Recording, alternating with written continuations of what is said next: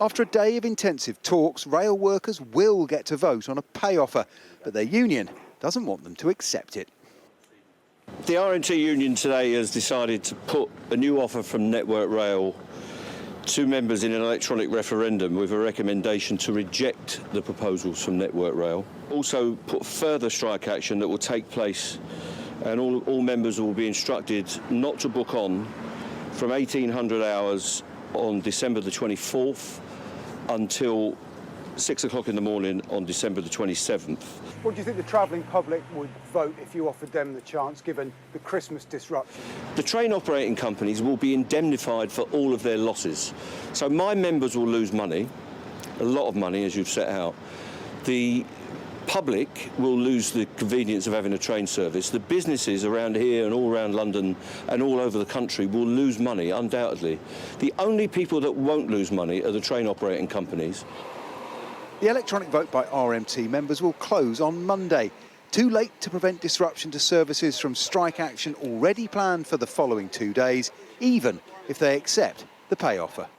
We've made sure that there was a new improved pay offer, which I think is fair to RMT members. What is disappointing is the fact that the RMT not only have not called off strikes, they've actually called more strikes for the Christmas period, and I would urge them to call those strikes off. The RMT believes ministers are directing this dispute, but their move reflects pressure to offer members who face losing 4 days' pay through strike action this month a vote on a deal worth 5% for this year and 4% for next.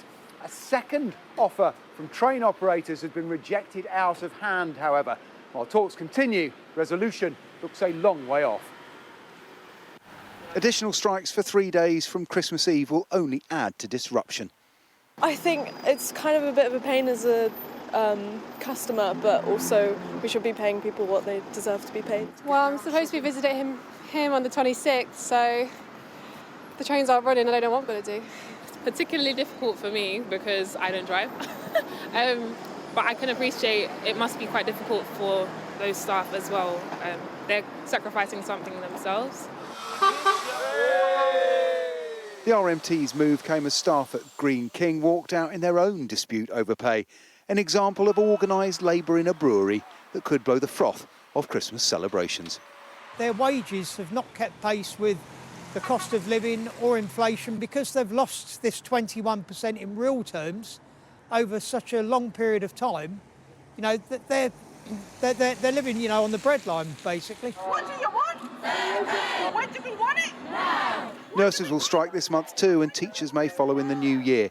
With inflation running at record levels, ministers and employers argue keeping up is impossible.